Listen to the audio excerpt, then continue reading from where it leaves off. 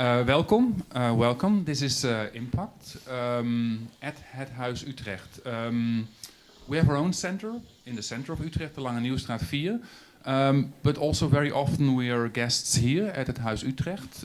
Recently with the IMPAKT Festival 2019.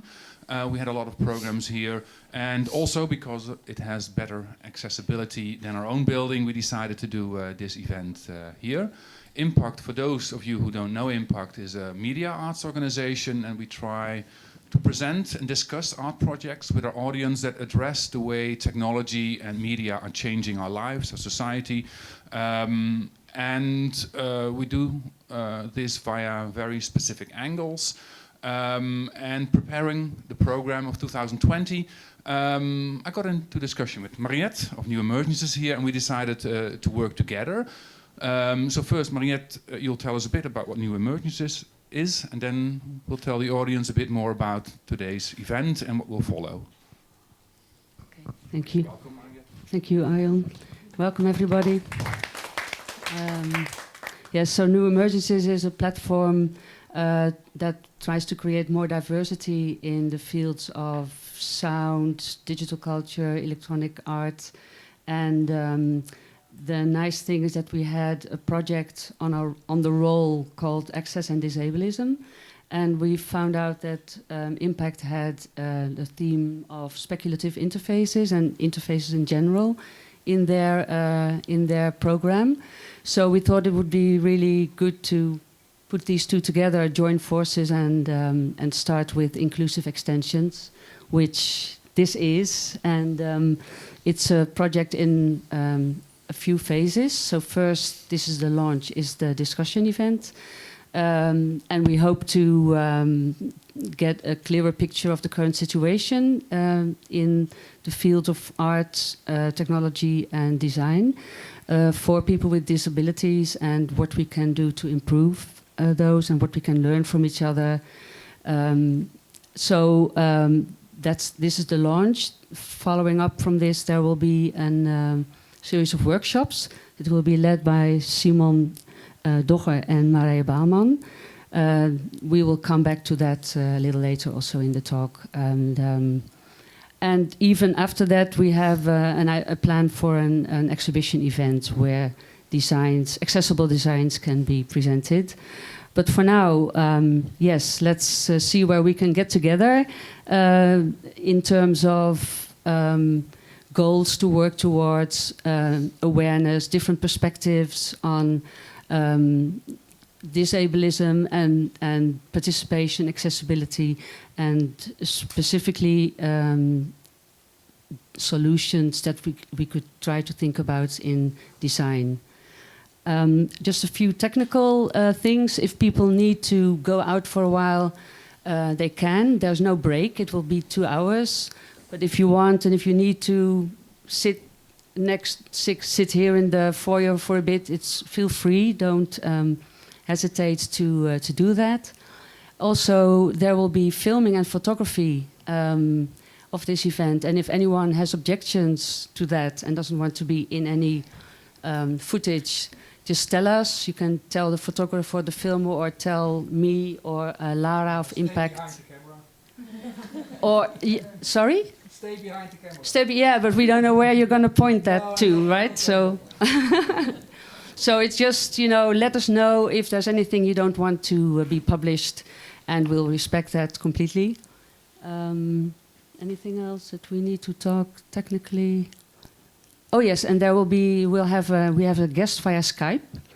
That is a lady who unfortunately is in a horizontal wheelchair and did not fit into the elevator here at Het Huis, which was already a very revelatory experience. Like, okay, we think this is wheelchair accessible, but we didn't think about a horizontal wheelchair. So,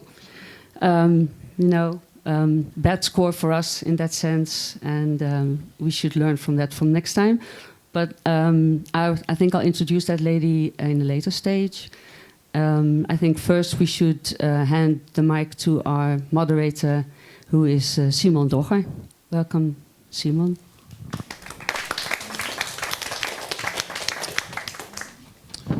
Good evening. So, welcome to the discussion event. The next coming 2 hours, 1 hour and 50 minutes, we're going to discuss several topics, 4 topics, the level of accessibility in the fields of design, art and technology, the existing network, and we're going to deal with the technology and what design is able to pull up. And for that we have 3 guests, all with a different specialism. And I think it's good that they will introduce themselves. Just to introduce myself and why they asked me. You might see that I'm blind, but I'm also a designer. I design in a different way, with a different form of aesthetica, in a different procedure. I'm mainly a conceptual designer. I'm developing apps, but also products. And to start off, I would say we start off with Amble Skuse. Hello.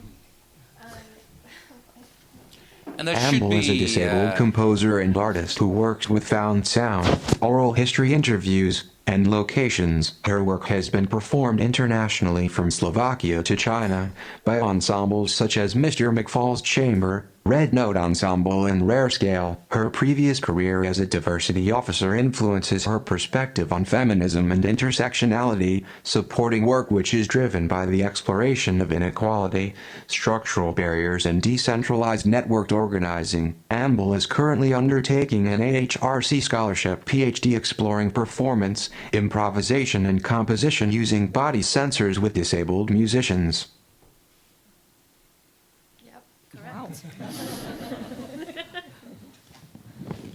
Should I say something? 5 minutes. Oh, crikey. Hello. I've been working with various explorations of what it means to be a disabled composer, improviser and performer. I'm working on various things. So I worked on a piece with the British Para Orchestra, and I'm working at the moment with a group in Canada, which is the Centre for Inclusive Design Research, and we're looking at creating a piece of software which will allow homebound disabled musicians to collaborate with each other online to create the world's first online networked disabled ensemble. So that's happening at the moment. I'm also working with Hera Opera to develop a piece for Sound Festival in November 2020, which uses recorded interviews with disabled people talking about their experiences and perspectives on disability, and feeds that into opera with spoken word, text and sound recordings. And again, that can be influenced by people from home by sending in tweets, and then those tweets get passed through some software that I've built into the narrative and the notation for the piece. So the improvised musicians use people from home's tweets to create the music as we go along. So that's kind of the idea, is that everybody in the room is adding something, is creating something, so that it's not me as a composer telling everybody what to say and what to do, but it's everybody in the room gets to say, and that could be you guys getting your phone out and tweeting something that then becomes a part of the show as we go. So that's what I'm looking at the moment. Okay, yeah, very interesting. If I have a question in between, Sure. What is your motivation for the work that you do? Is it derived from your own loss or your own desire, or is there something else? Could you motivate that? I think there's a huge gap between what I am, which is a musician, composer, artist, and how the world expects that kind of person to exist and behave. And I'm interested in whether I can be what I am by changing the rules of the game. So rather than saying, well, this is how a touring artist must behave, so therefore you can or cannot be a part of that, I prefer to think, well, how can I do it? So I guess the question comes up of why is it done like that, and is it possible to do it considering the things that I have to take into consideration in my life. So it's kind of looking at the structures which exist and then redesigning them to suit the people who are involved to see if it's possible, I suppose. I'm interested in remaking processes so that they're built for the people doing it, as opposed to excluding people because the process has been built in a way that doesn't suit them. So there's a drive also to change. Absolutely, yeah. Yeah. Okay, next speaker, which is... Marije is an artist, researcher and developer working in between art and technology, specifically in the field of interactive sound art. She has a diverse background in applied physics, acoustics, electronic music, computation arts and interactive technologies. She has studied and researched at the TU Delft, TU Berlin, and Concordia University. She is interested in the use of wireless sensor networks, code and algorithms to generate patterns and behaviors in real time. One of her recent projects in development is the Mal Body Center, a multi-participant environment where wearables have become body prostheses that mediate our senses. Mal Body is a name Marije chose for a person who does not function according to the norms of society.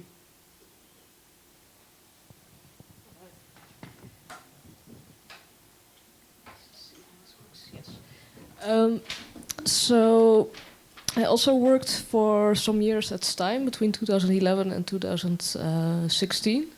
And there I worked on this instrument, which was a project in collaboration with the Care Institute van Boeien, which is based in Drenthe. And they take care of about 1,000 people with multiple disabilities. So it's a vast spectrum of different capabilities that these people had, and we were trying to make a musical instrument that these people could play. And well, this is a little bit of the interface. This is the device, and one nice sort of outcome was a collaboration with Lucas, also known as DJ Luki. As a friend of mine approached me, and he was working at the time at PIP Den Haag, and he said, well, there's this Lucas, he really loves club music, and we were throwing a party for him, and he should play.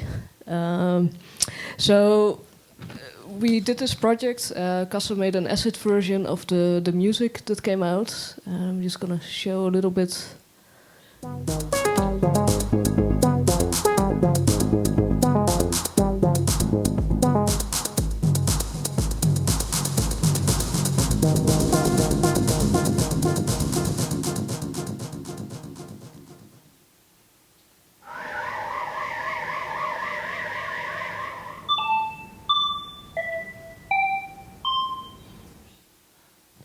So one thing that came out of this was the 30-second teaser video. There's more online. So one thing that came out of it that a few festivals got interested, Today's Art and CTM. So we actually got Lucas to play a DJ gig at Berghain, which was a big dream for him to come true. So that was really nice. And then I was also taking part in the Metabody project. And there I worked also together with the team that developed the Motion Composer, which is an instrument which is using camera sensing to detect even the smallest motion. So even just the blink of an eye, you could play that instrument. And we also did a workshop where we used... Just see.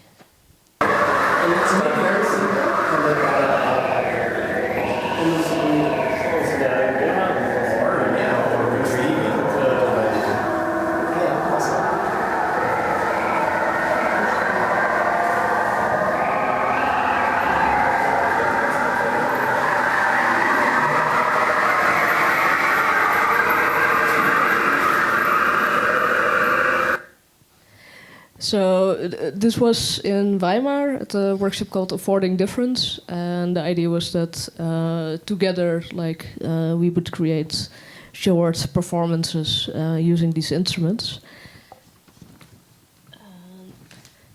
Yeah, the Metal Body project, there's a long description which I can't remember by heart. So that was a project that questions the homogenization of expressions induced by current information and control technologies, which place unprecedented threats to plurality and to fundamental rights and freedoms by reducing our actions to predictable behaviors, and proposes to reinvent them, highlighting the role and diversity of embodied expression.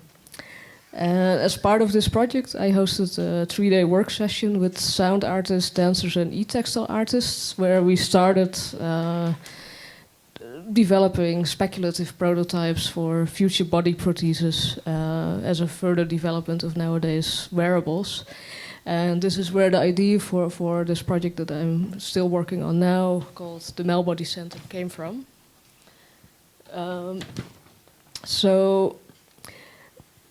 Yeah, it's about this future vision where wearables have transformed to body prostheses, which we called e-bodilies. And then asking the question, but what if they malfunction? What happens to people where the technology does not work as expected? And there's a lot of questions coming up then about body-based sensing. What does that mean? What does the control of artificial intelligence over our experience of the world mean? And how does our society deal with people who divert from the norm? And up to now, it's mostly been a research project. And yeah, researching topics like technology for mediating the senses, in particular touch, which is a very complex organ, as this picture shows. And then the technologies for touch are actually quite reductive. But I'm trying to create some playful ways of dealing with this. So I made a garment that could sense touches on the shoulder and that could tickle people on their cheeks. Then another part of this is looking at how algorithms work and affect our experience and how they are designed, algorithms, and then also how they create a feedback system with society. And this was a kind of prototype game called Algorithmic Sentience. And I looked into body prostheses and the history of these. This is a picture from 1933 or so, with a novel, Hearing New Radio Ears for the Deaf. And yeah, this I found quite interesting to look at, like what kind of body prostheses have there been. And I found that, yeah, you could kind of divide them in having like functional uses, cosmetic uses, but then also religious and special powers. And I think especially sort of the religious, the Egyptians, they had an idea of the perfect body in the afterlife.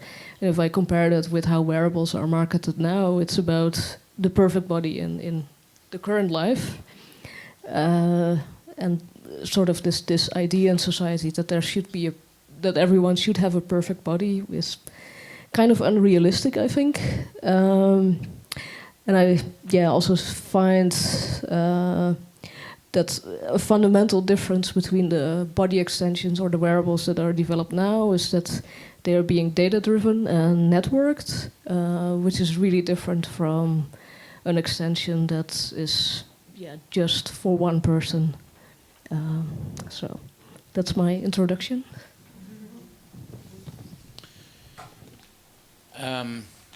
You are a researcher, but you're also an artist. Could you define which you are more? Are you both? Are you more a researcher or are you more an artist? I think they kind of go hand in hand. I find it hard to that's a possibility as well. To distinguish them.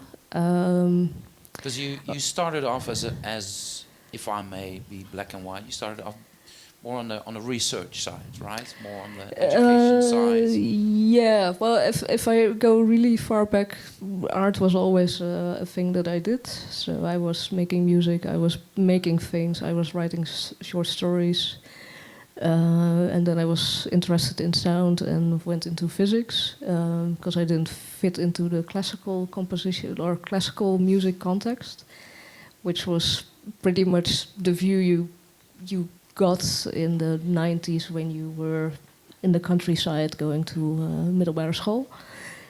So I didn't know about different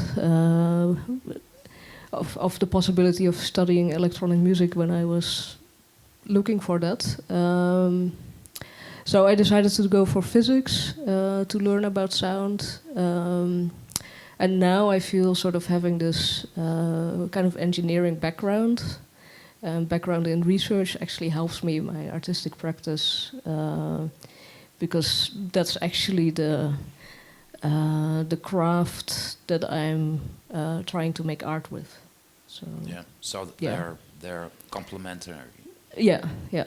Is there a point during your education that you because you did a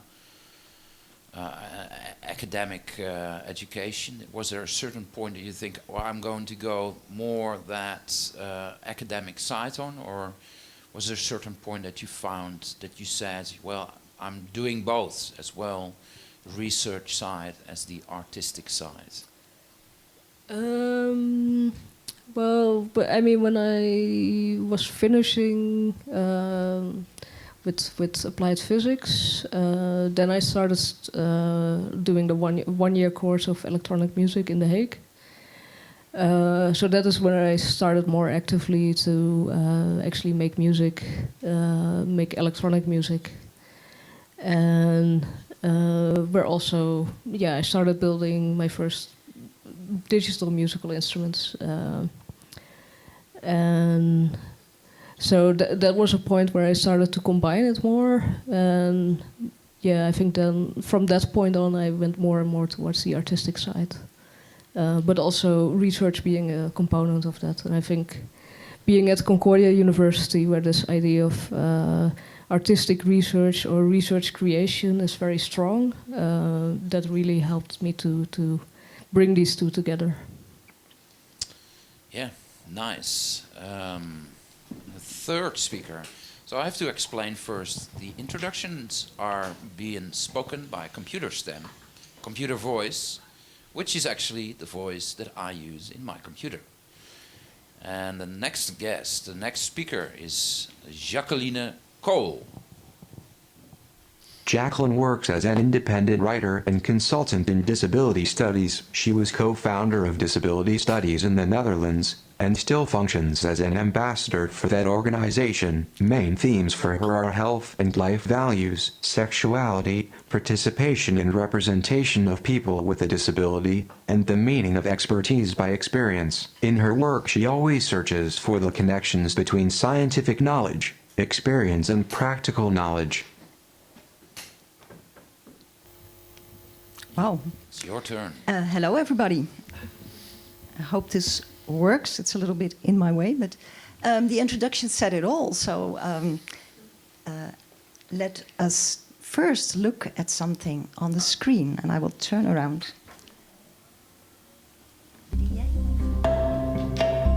Just watching her event today, I found myself not able to stop smiling. And this, to me, is just the epitome of the extra step towards freedom. This chair is very different than regular power chairs and existing commercialized manual wheelchairs because it is controlled via smartphone. So essentially, when you tilt the phone forward, the chair moves forward. When you tilt it back, the chair moves back and also moves on diagonal directions because the chair is also completely omnidirectional. I don't have to use wheels for this. I feel free to move on my own. In my other chair, I have to use my wheels. My manual chair can sometimes be difficult to push, carry things. It also doesn't move all the directions I would like to move. In the other chair, I can use that for moving sideways, diagonally, things that this chair just doesn't do. I think it's very exciting seeing Marilyn dance with her, or me even being with her, seeing that freedom, that closeness. You know, Marilyn's rolling dance chair is the epitome of exactly what we're trying to do here at USF, as far as getting faculty across different colleges, different departments across the university to work together.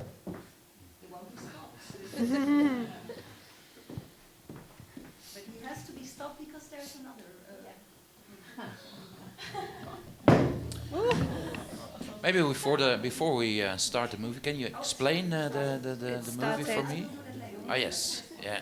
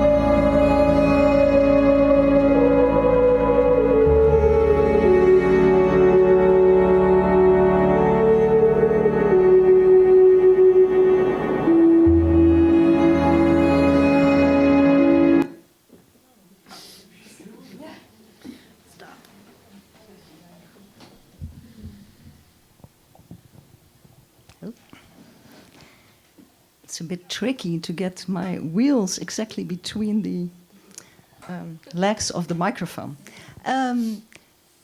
I showed you two small movies. The first one is of a choreographer, Marilyn Morris, who designed, she's a choreographer, and her father became disabled at some point, came in a wheelchair.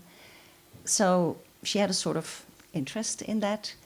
And as a choreographer, she found out that doing dance with people in wheelchairs, that the chairs were not doing what people wanted to do in moving. So she decided to start designing a wheelchair that completely follows the human movement and makes it possible to turn whichever way you want by just moving your body, moving your arms. And then adding something, I think it's like a dancer, but because of the wheelchair doing all these the marvelous thing that a wheelchair cannot do normally, she brings in a new kind of dance, I think. It's like there's a new creature somehow. The second one is Sue Austin. I reckon that some people might know the project. She's an artist, and when people always respond to a wheelchair in a way of that it must be difficult, that it's a problem, that it's bad for you, that the wheelchair, sometimes people say you're chained to the wheelchair, or you're, how do you say that in English? Yeah, wheelchair bound, like you're stuck to it. While I think that the experience that people living with it is that it's an object of freedom. It gives me a lot of possibilities to move, to be in the world. So it's not a burden, it's a freedom. And I think that Sue Austin played with that by developing a crazy idea of making a, how do you call that? English. Yeah, it's not glass, but that plastic thing. No, whatever. She makes this diving thing under the wheelchair and dives with the wheelchair with her flower dress, which is a remarkable detail, I think. Fashion lover as I am. But what she shows, and I think what both show, is that when people from the experience of disability start thinking about what matters and what they would like to do, it brings a sort of creativity and playfulness that leads to something that's a sort of wondrous thing. It's something that we don't know and we don't expect. And in that, they turn away the way we look at disability.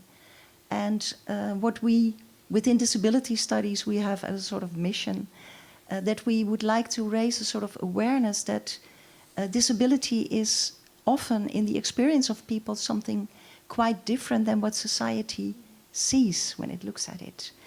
And I think that these two women are a beautiful example of showing what the experience of disability, the will to play and to move, and technique together can do. At the same time, they show something else, and that's a question I would like to bring into this discussion, is how do we make sure that the lived experience, that the people that it is all about are really involved, so that we get different kinds of techniques than what common science might think of. For instance, I played this movie of the dance wheelchair. I love to have that thing. At a conference, and before me, the speaker had a very interesting talk about exoskeletons, showing how remarkable it was that a woman who had lost control over her legs was able, with this very expensive suit, to stand up and walk very slowly a couple of paces. And then right after that, I showed this, and I thought, this is exactly what the change is about. Do we want to make disability look normal? Or do we make room for disabled people to say, hey, this is what I long for, and this is what we maybe can do together? So that's the first one. And the other question I would like to bring in is, these are very interesting techniques. But who in our society decides in what technological challenges and possibilities we invest money, for whom, and with what purpose? Well, so far my introduction.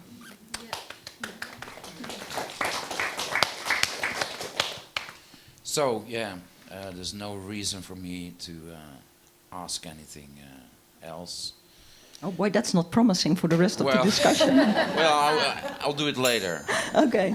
But there's a... Okay, yes. Interruption, yeah, sorry, it's me interrupting here because I forgot to say just a few things. Mike, please. Oh, yes.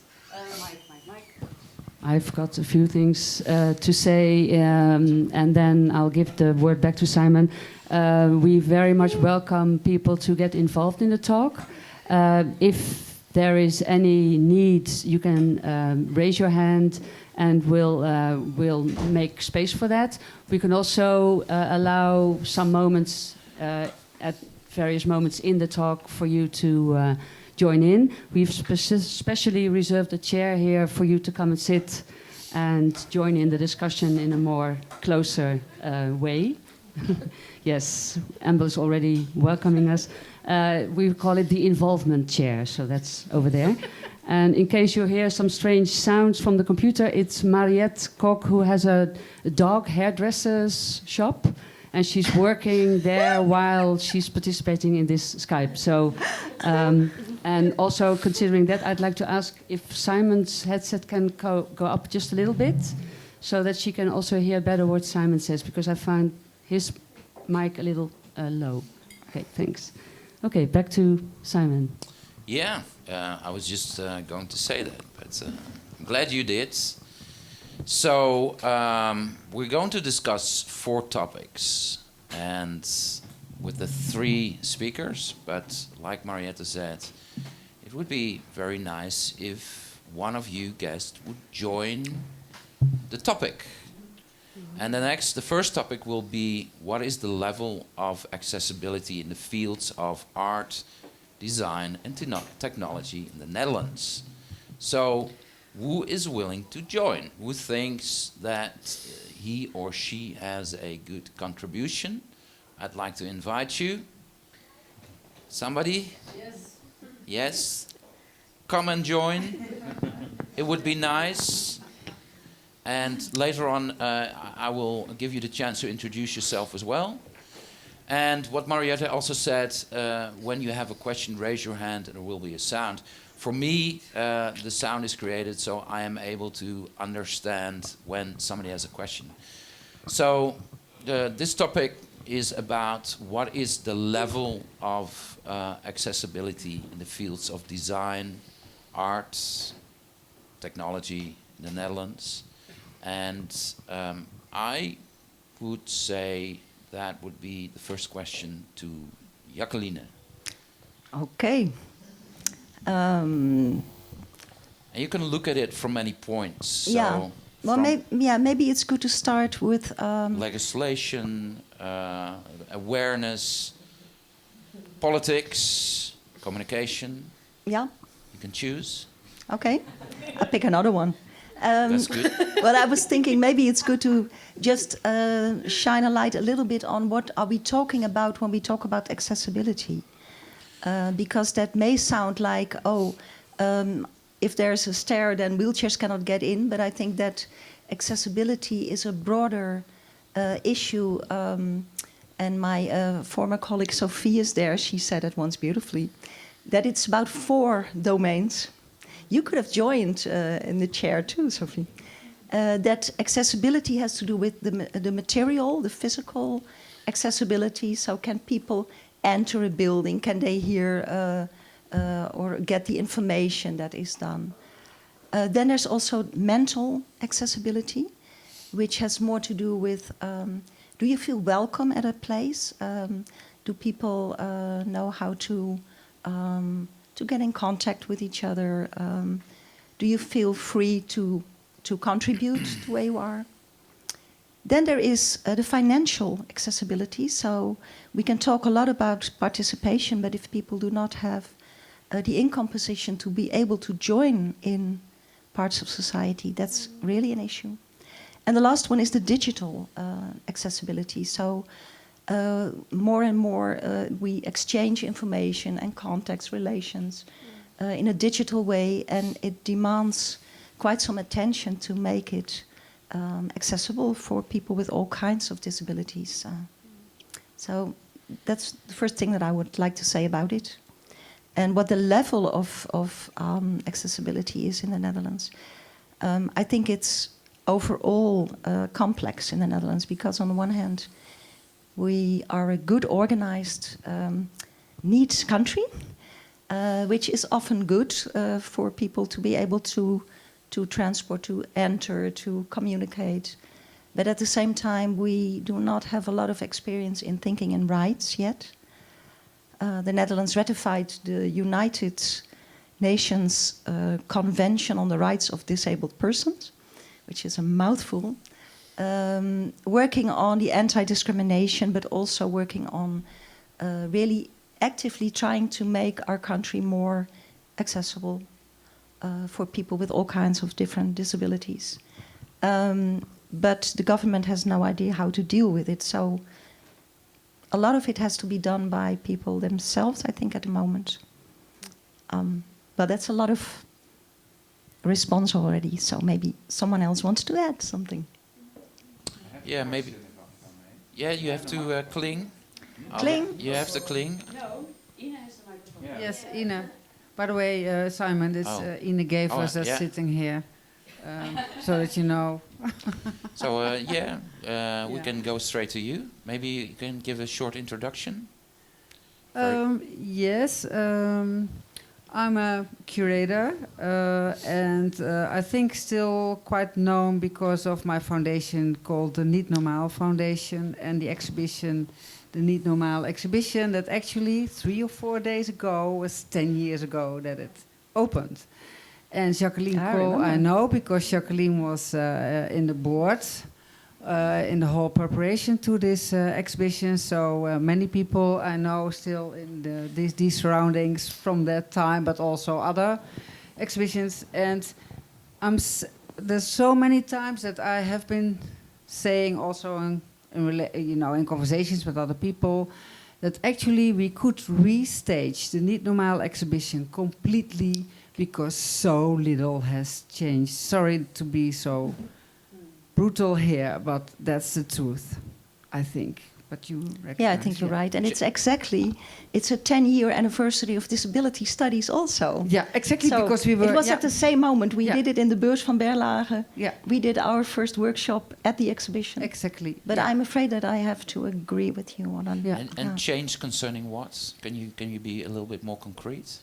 Well, all the domains of accessibility that actually, came across. I heard now from Jacqueline that the convention is ratified, but that hasn't been for so long, I think, because the Netherlands was, the last country to ratify almost. Yeah, almost. I remember when I was making Niet Normaal, that I thought, well, this is easy piece of cake because Netherlands is really running beyond many other countries, as it in respect to this accessibility and the broader sense. But to come back to your the 4 domains, yeah. So I think that Jacqueline will again agree there that I don't know. You have to say it again. How it is this act? How it is the disability? What is the act exactly? That in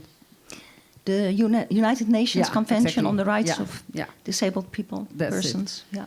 So one of the I have to tell you this because it's really important. So one of the main targets or ways of thinking beyond, where this act is based on, is the disability social model instead of only the medical model. This is really, really important because we in the Netherlands are still looking at persons with disabilities from this medical model, which means medical model is very interesting in the hospital, yes? Because something is broken and it's the idea that you make it, yes? But we have internalized this medical model, all of us, a lot in society. And the social model is much broader, kind of shows that it's all in, you have to think about this in relation. For instance, it's most beautiful example, then I quit. If you have a person with dyslexia, you can, of course, stereotype this person because, he or she cannot read or this and this and this. But if you just change a few aspects around this person, letters bigger, how do you say that, print, typo, or giving more time, or some other, this person doesn't have that specific disability at all. It's a much more fluid society than we tend to think. Now in the Netherlands, we are stuck to this medical model a lot, and I think that's people should be re-educated, really. I think. If I may ask, Jacqueline, she also she mentioned some causes. You're talking. We need to shift from a medical model to a social model. But can one of you 4 perhaps say what does it take to shift to that social model? What do you need? Do you need education? Do you need? How do you can set a goal? Then that's the next generation, or perhaps after 2 generations. Can you say out this step? Can you step to move towards there? Yeah. In terms of my research, I've been interviewing disabled people for my soundscapes and for my compositions. And one of the things I discovered when I started chatting to other disabled people, because I kind of didn't for a long time when I was first ill, and then I got accepted onto an artist support program for disabled people, and the conversations I started to have just completely blew my mind. And it's like there's an entire network of disabled people who are incredibly eloquent, incredibly well-researched, incredibly knowledgeable, and have been working on this for 40 or 50 years, and are able to have very complex, in-depth, meaningful discussions around the politics of it, but also to have this incredible depth of empathy and connectivity, and a way of helping you think about your body in space or your health in space, and the way society reacts to you and the way you react to society. And these aren't conversations that are generally had amongst the whatever we might call the general public. And so much, I think, could be done if these conversations were taken seriously by the general public, by the media, and conversations between disabled people were seen as a way of learning by humans who have a different life experience. But so often in the media, we are portrayed as either inspirational, like, oh, she overcame whatever happened to her and did this brilliant thing, or you're a tragedy and eventually you decide you're a burden and you're going to kill yourself. And ultimately, disabled people have this incredible depth of life experience, and we've learned so much and we deal with so much. And I don't mean that in a kind of way that I want to be an inspiration, and I think any of us should be. But we have really important experiences of being human, which other cultures and non-disabled cultures could really benefit from. We know how to be fragile. We know how to be lost. We know how to go into a dark place and come back out of it. We know how to be vulnerable. We have skills that a lot of non-disabled people are very inexperienced at, and they really struggle with very basic inconveniences. And we could teach people about how to deal with basic inconveniences, because we live a life of a lot of deep inconvenience. But if those conversations are never heard, and if we're never seen as people with realistic and viable life experience that is useful to society, then we don't get to change the narrative. The narrative is always created by people looking at us going, oh, I know what you need, and then projecting something onto us that completely misses the point. And I think this is where my work comes from. It's about trying to bring those voices into the light and trying to share that richness. And it's deeply important in terms of moving from the medical model of, oh dear, you're broken, how do I fix you, to society is getting in the way of you living your life as it is. And if your life is a wheelchair, if your life is not being able to see, if your life is being non-verbal, that's deeply, deeply valid as a human experience. But society's put things in your way that makes it even more difficult.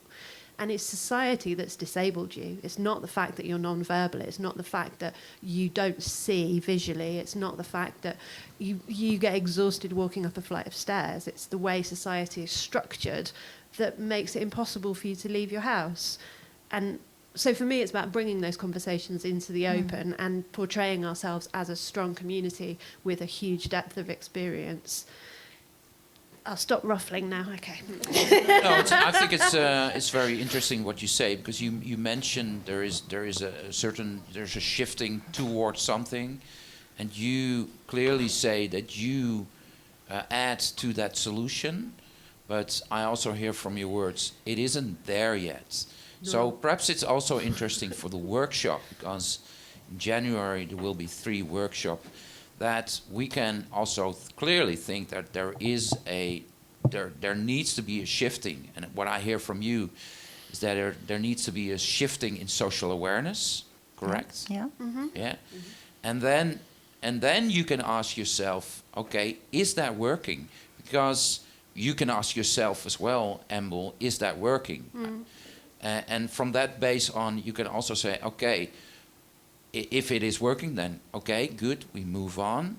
But perhaps you can also talk about the situation in the UK, but we're short on time, so unfortunately I have to skip that. But for the workshop, you can ask yourself, okay, we need to shift that. How do we design these solutions? And design could be anything. Mm. So... Mm-hmm. Well, and what I think that, because I was touched by what you said and I recognize it a lot, Amble, and I think that actually the only solution is that you meet each other, so that disabled people in all their diversity, because when you look at common media, etc., when disabled people are portrayed, it's like it's one kind of person, it's like a group, it's like a species almost. And I think that it's very important that there is space for people in all their diversity to, like you say, bring in experiences, tell stories. So we are just as diverse as anybody else, and I think that's Much an more, important thing. much more diverse even. Yeah, probably. And actually, the sense that a lot of non-disabled people have is that the narrative of our life is, oh, woe is me, I'm so broken. But actually, disabled people get over that really quickly and then get on with stuff. Get back to life. Yeah, exactly. It's like there's only so long you can be miserable about the fact that things don't work properly. And I did that in air quotes for those who are non-visual. And then the story begins, actually. But so many non-disabled kind of narratives are stuck in that phase of, oh, no, this is a tragedy. It isn't a tragedy. It's another way of living your life. And in the same way that you wouldn't dare to go to, as a white woman, to go up to a black person and go, it must be so difficult being you. Do you ever think of killing yourself because you're not white? Like, it's horrific.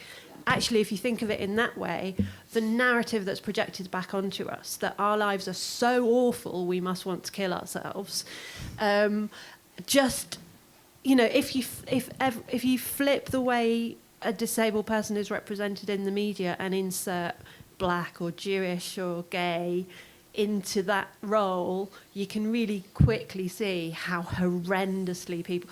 If you had a panel talking about...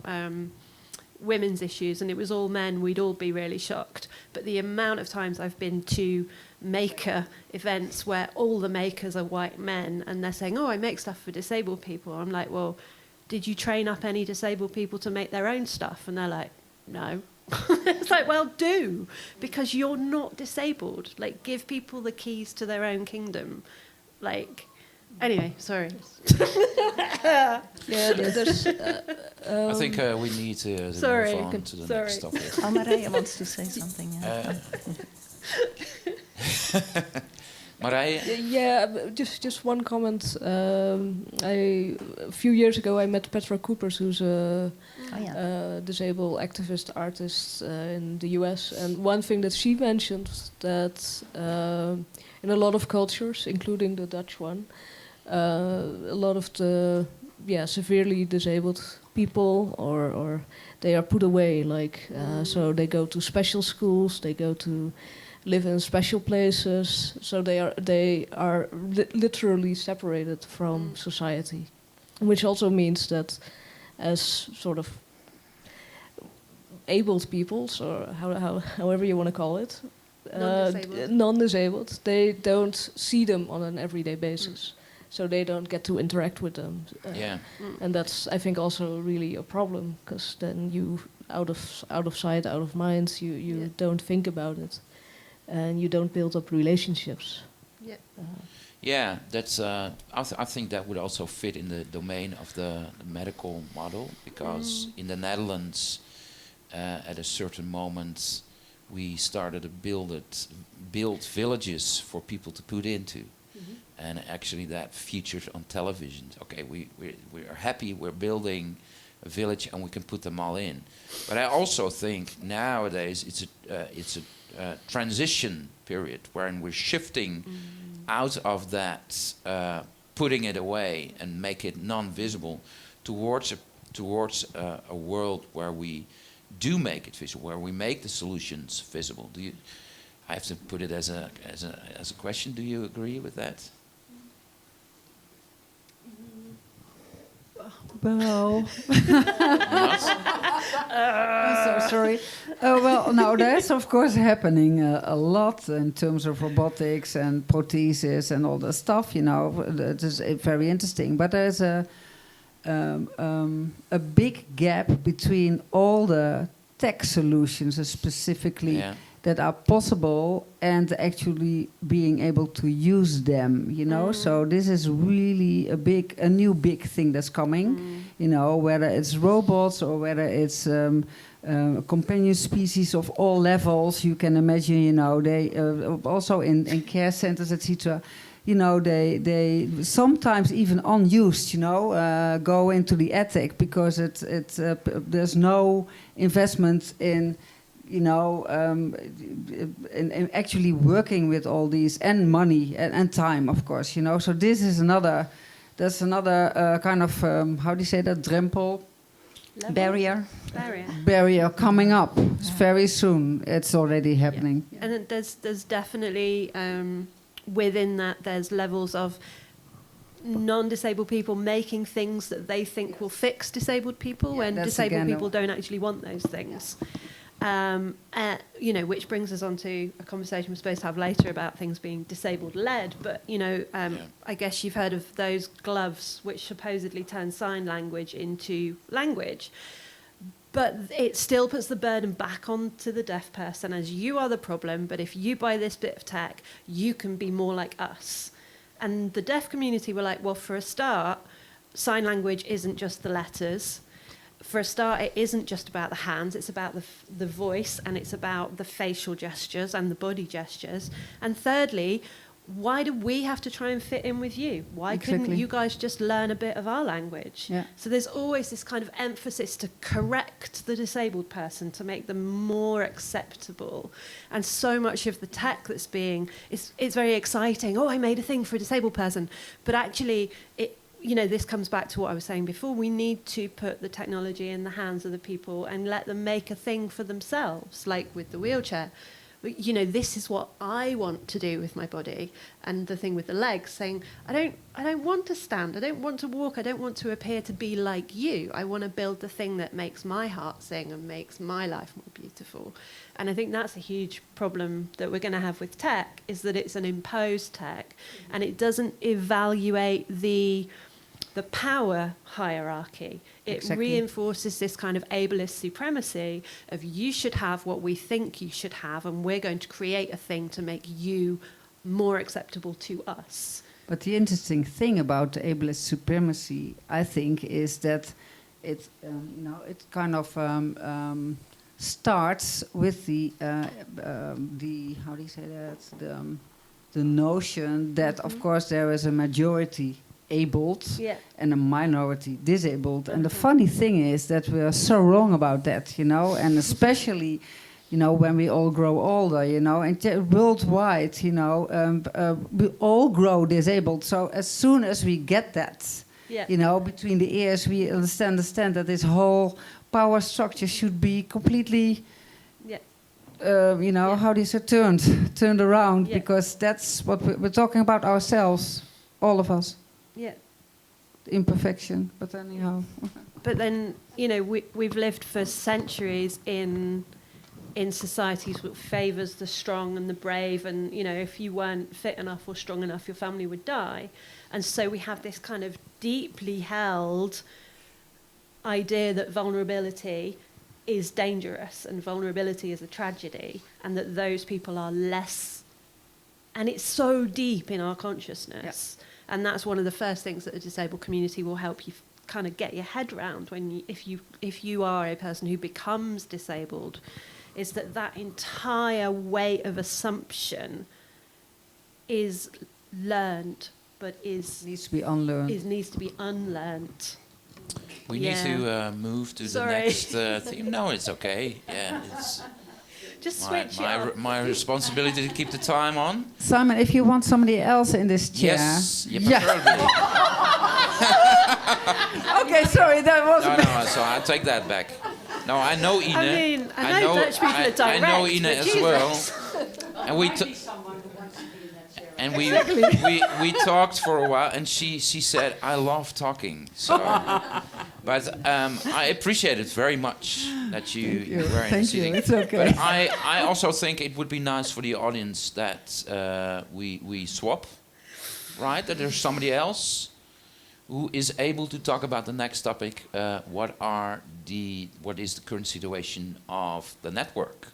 Which organizations are there? Which institutions? And like Amble said, are these organizations or institutions disability-led?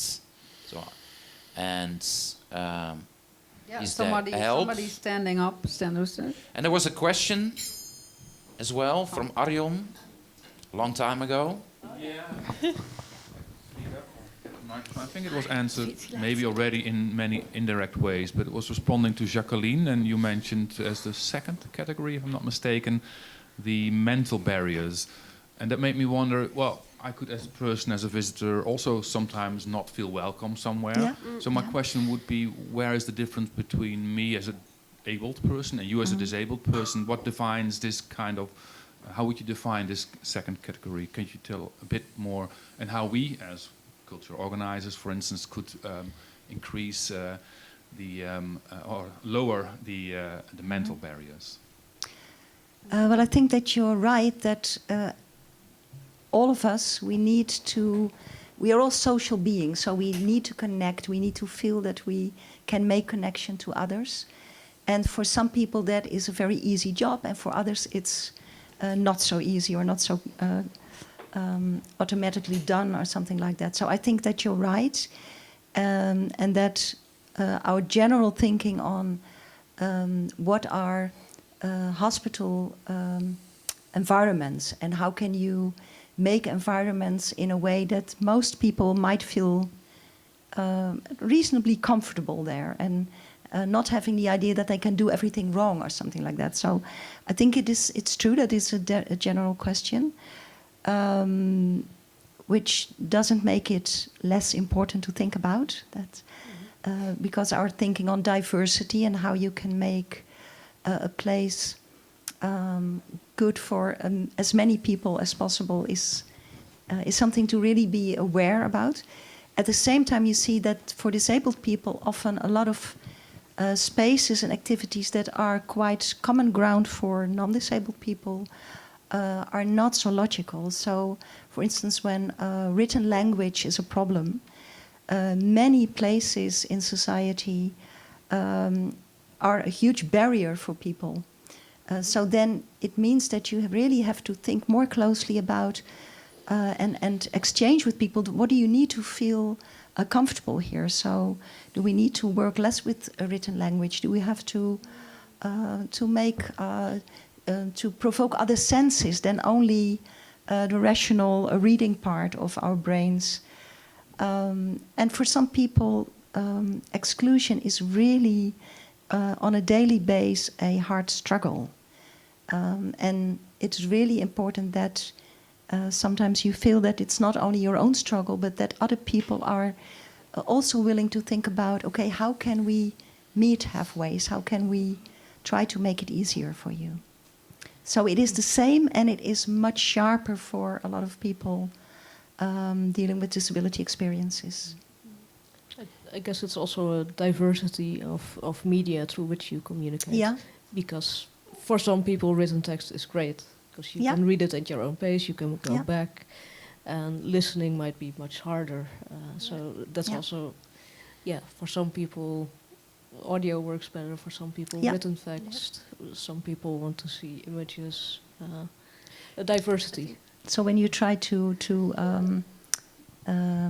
focus on all the senses we have, then, and you also see that there's sometimes then, do you call it crosscuts? So maybe for someone who is only for a short time in the Netherlands and does not have the language completely under control, some visual things might be good, which are maybe also nice for children or also nice for people with intellectual disability. Or there are all kinds of different reasons why people might feel at home with other information than the standard one. Yeah. I think one of the things that has been tricky in the past is that people have given a kind of how-to sheet of like how to make things accessible. So it's like, okay, we've got a ramp, we've got big font, check. We've got a hearing loop, right, we're all good, let's go.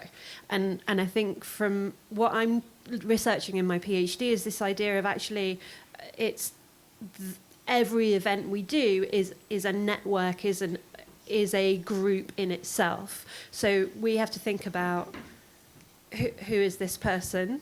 Who are you? Who am I? What are your needs? What are your needs? And actually then build an event and a structure and a way of communicating that suits everybody in the room. And it, like you say, it might be because somebody doesn't speak Dutch. And thank you so much for doing this in English, because if we were in Dutch, I would be in deep trouble.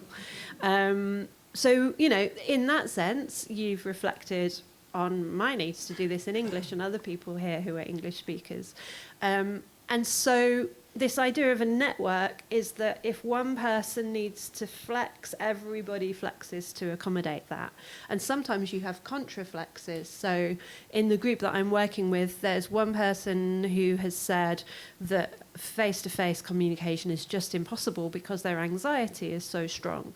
And then for another person, they've said they find it impossible to learn anything unless they speak to somebody face-to-face. And I'm like, well, what do I do in that situation?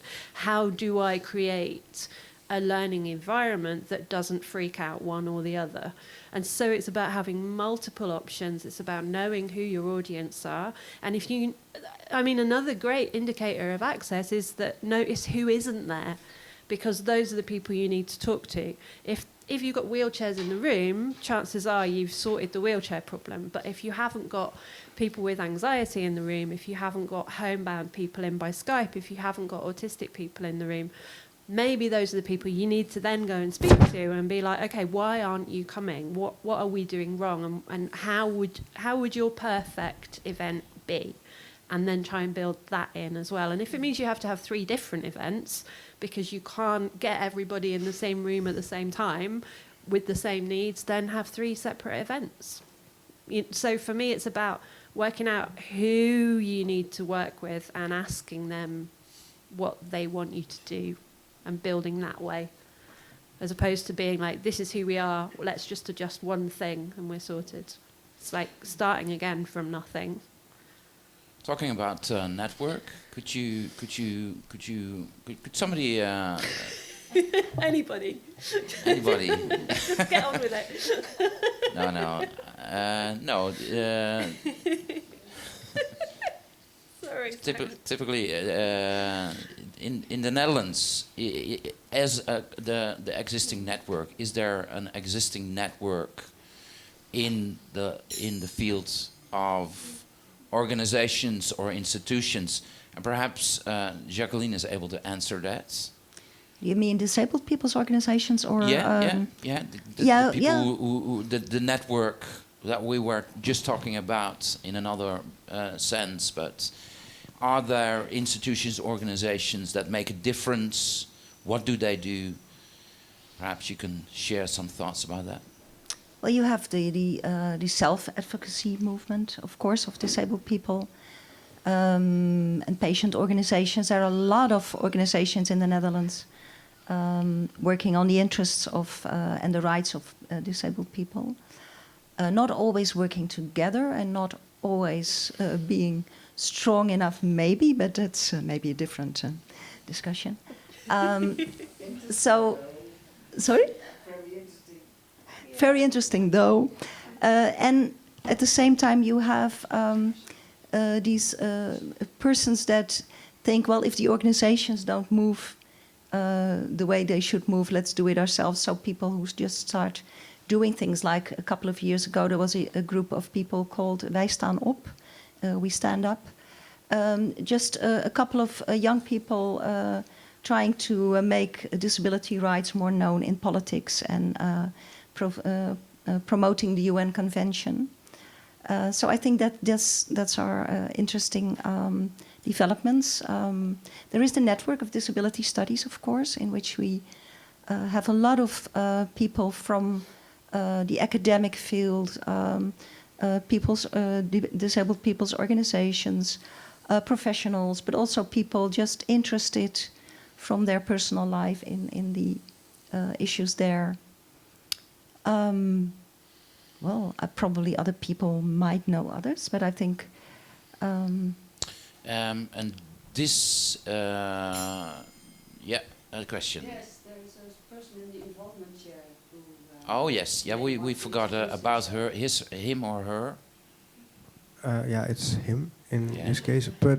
short introduction, 2 sentences. No, but I was also still listening to your question, so I actually suggest that you first continue a bit, or elaborate a little bit on this, and then I will introduce myself, because it was actually quite interesting. Okay, well, my question would be, are there organizations that are disabled-led, and do they make a difference? Are there any? Mm-hmm. Well, that's a Netherlands difficult or perhaps question. in the United Kingdom?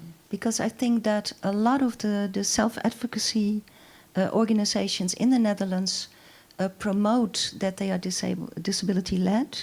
But when you look at it closely, you look at the boards, you look at the people making the policy, that very often it is not 100% easy to say, yes, this is a disability-led organization. But I think that some organizations are really making a difference. For instance, organization of people with intellectual or developmental disabilities. They are really working hard for some years, and they get so much questions from all kinds of domains in society to work together that they cannot cope with the questions, which is another difficulty that we face, that society starts to discover that they need the experiences of disabled people, get them on the table, at the table. And at the same time, you see that the people who can answer to those questions become burned out because they have a full-time job in trying to run to all the places where they are needed. And that there is, I think, too little policy from politics, but also from the organizations themselves, to think about what does this mean in terms of schooling of people and of building up a strong disability movement that can answer these questions. Yeah. And the guest, can you now introduce yourself now?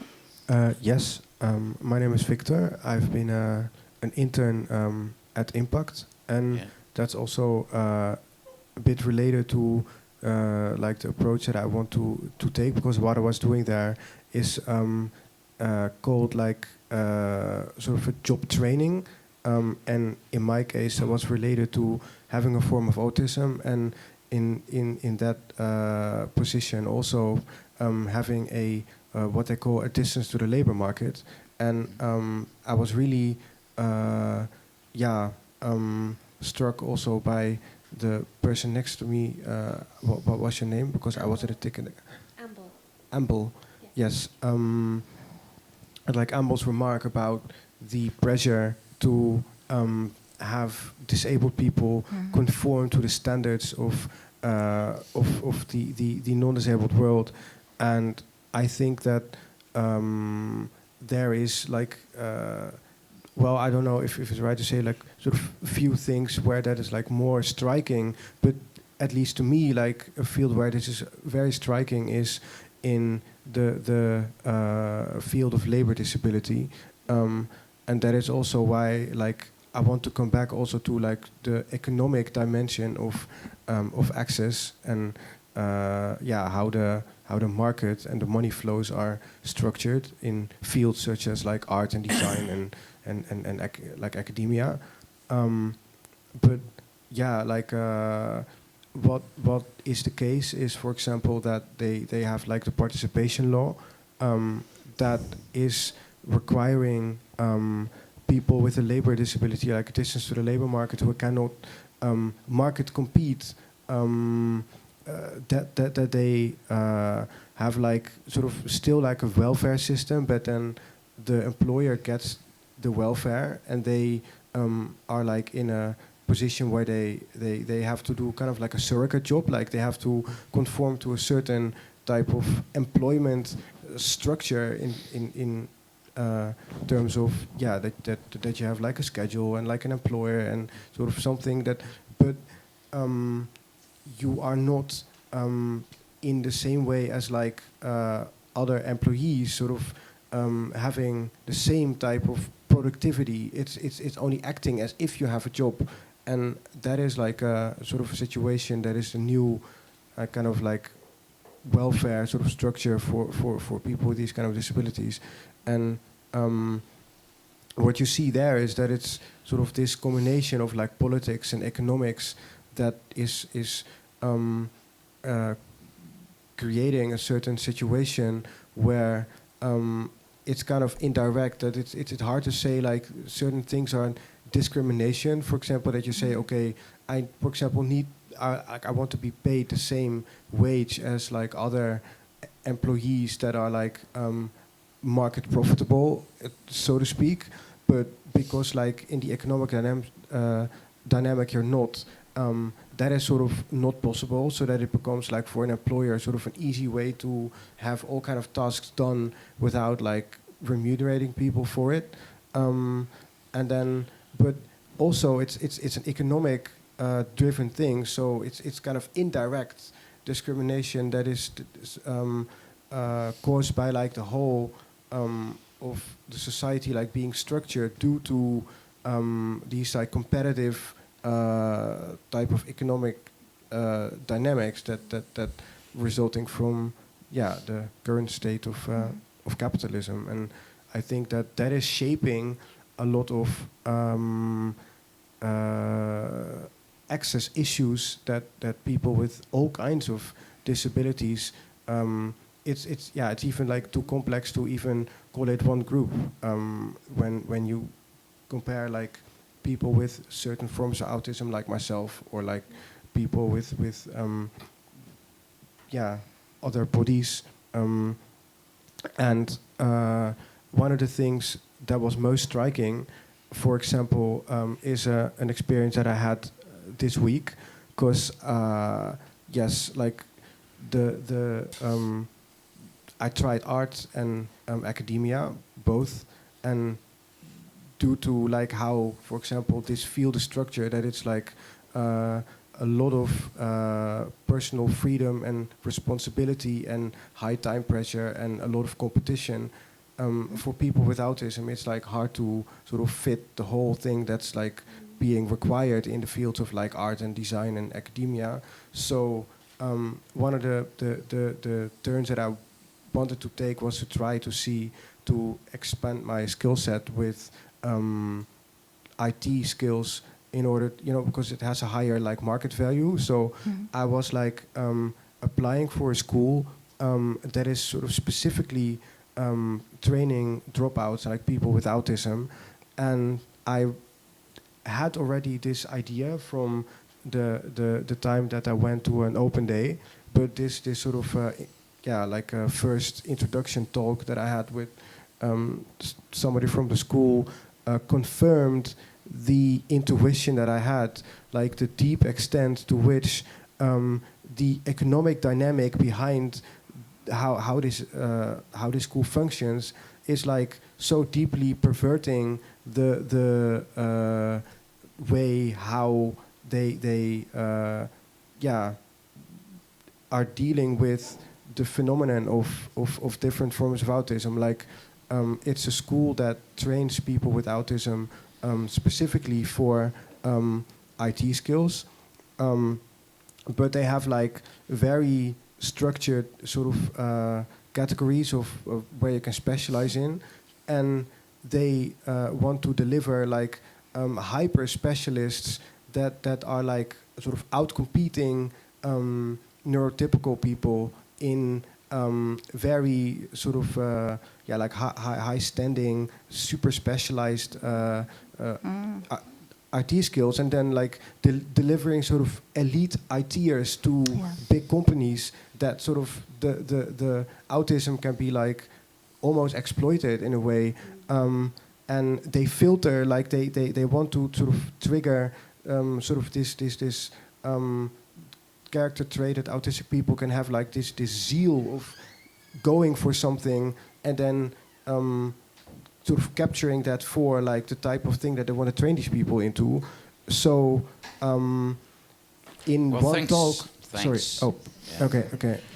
We need to move on because we have little time left. I appreciate your additive to the conversation.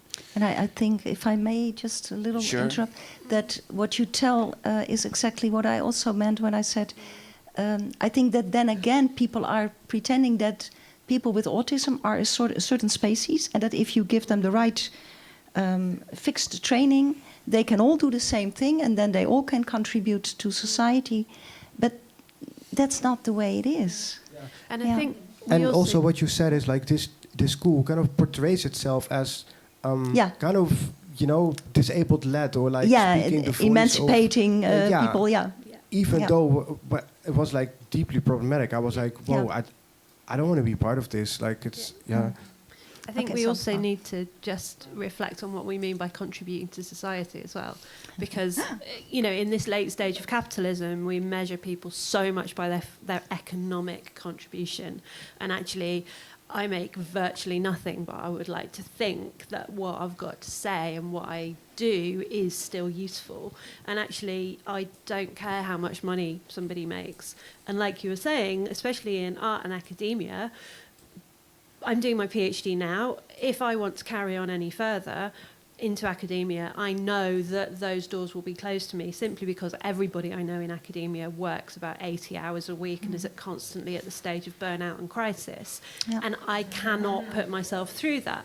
So that means that in terms of academic contribution, in terms of ideas, in terms of perspectives, my voice will never be there. Because of the way academia is structured in a capitalist way, in a neoliberal way, to force as much economic process out of people as possible, they've filtered out my voice.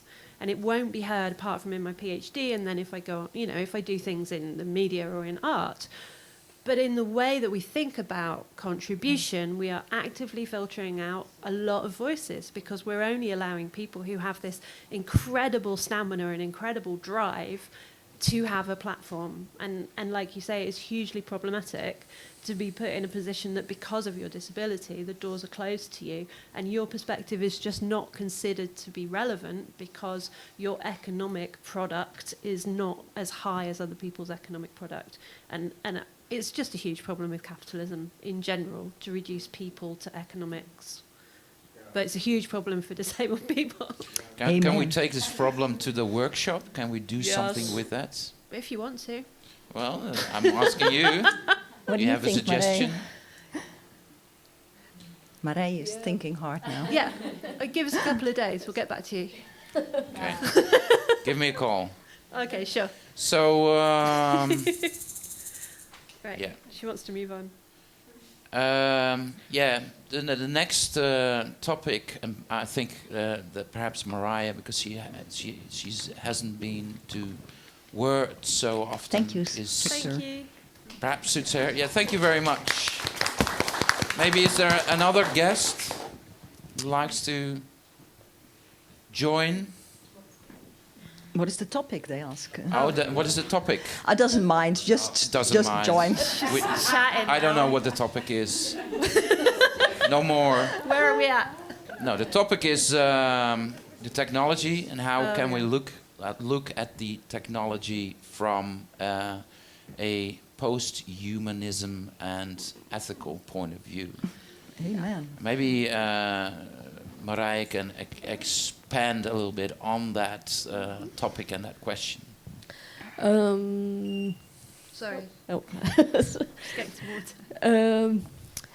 Yeah, no, I mean, one thing that I came across at when I was looking at mediation of senses and mediation of touch was like a very critical thing that I noticed in technology. If you search for touch technology, like the first search hit that you get is of a smartphone. And I think that's about as far removed from our sense of touch as it can be. Because it's about sort of pointing, it's about control, it's not about the richness of touch as our sense of being. And that's also where I think a lot of the difficulties with using technology for everything. Like if you actually take a closer look at technology, a lot of it is developed for control, often by military, and control and surveillance. Those are kind of two very strong things, and so I kind of see it like if we want to do something useful with this. We need to subvert like the original aims of how these technologies were developed, or develop our own technologies from these. So I think one thing is, there's not like one sort of ideal solution that can solve everything, or that will work for every person, and which is again like a strong problem with the capitalist world, where you have to create a product and sell a lot of them. Bespoke systems are expensive. But then I mean I do see some other like positive developments, sort of in the 3D printing world, where there's this initiative where people share designs for creating like prosthetic arms and things like that.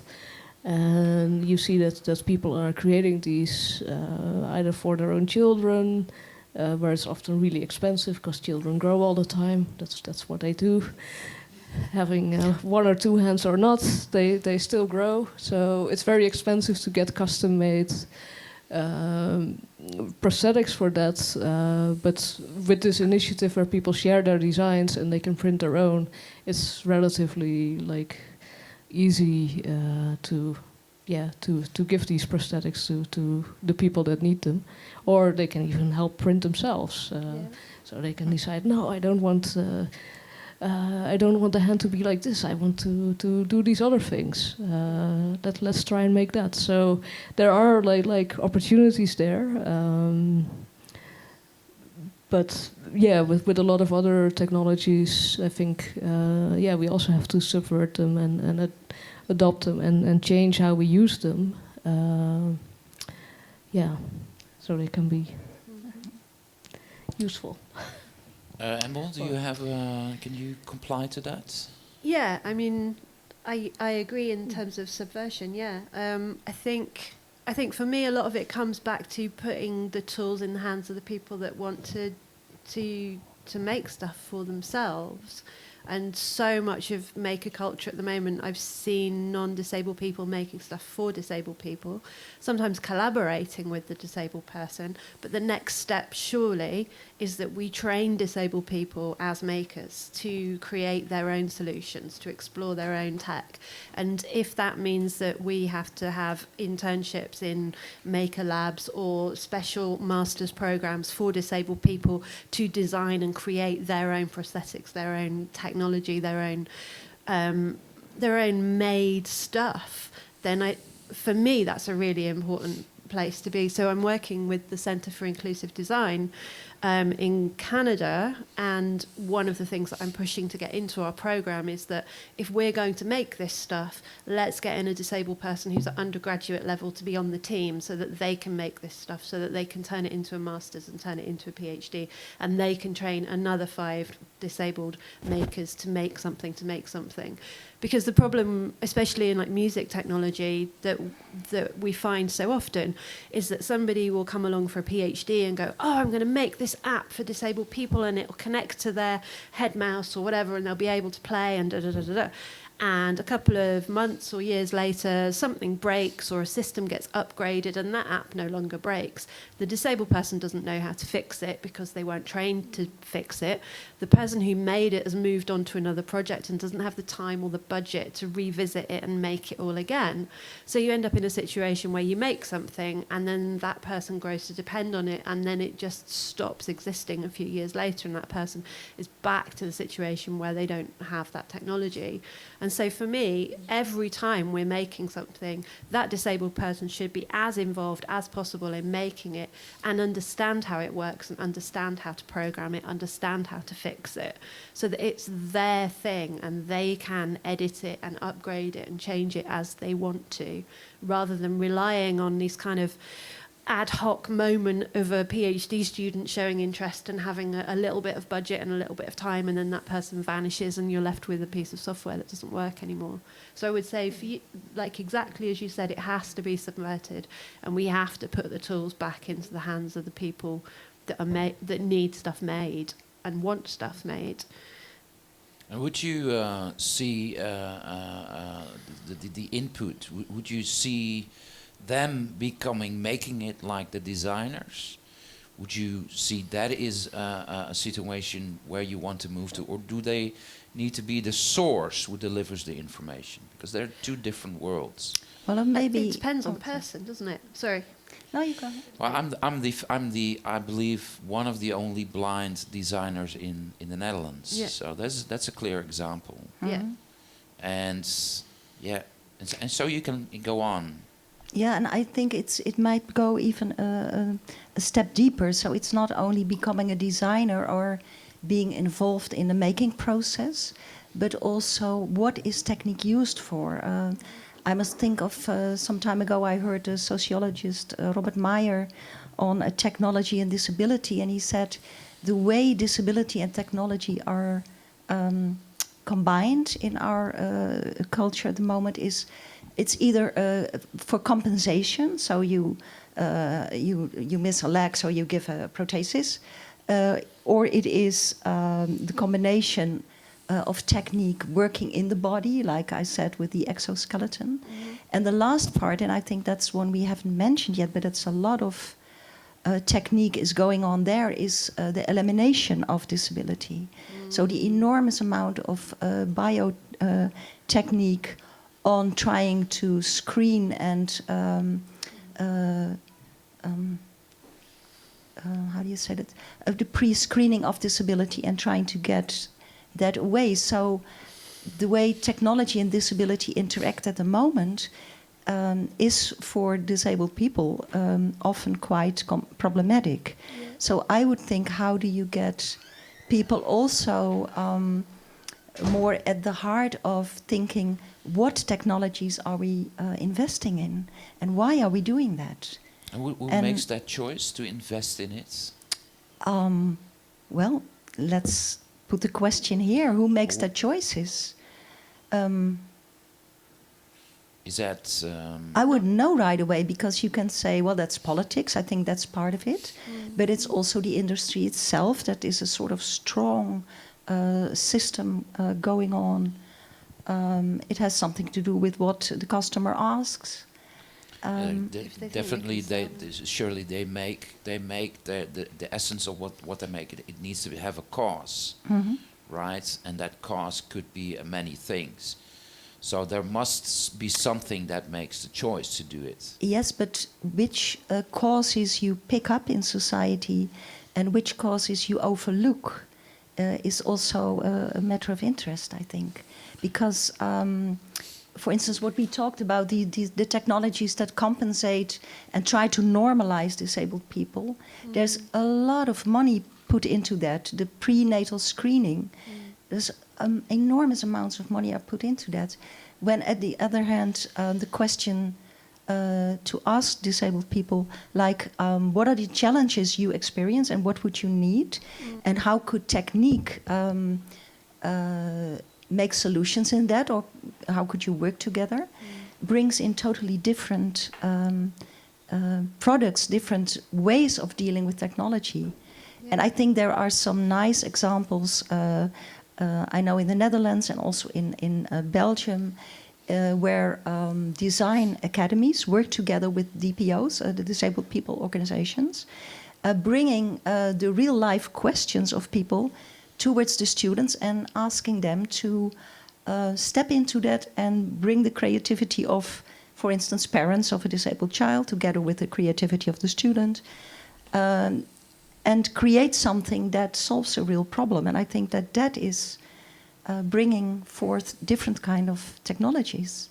But I think the same goes, Simon, for the device that you are making at the moment. So it might be interesting to tell something about that too, maybe. Which one? The one you told on the telephone, that by the smartphone you can sense the non-verbal signals in a conversation. Or you can tell about another one if you have more. But yeah, well, I'm cooperating with the University of Amsterdam, and I graduated actually 2 years ago from the Design Academy Eindhoven, with a tool that is able to translate emotions of others into a vibration.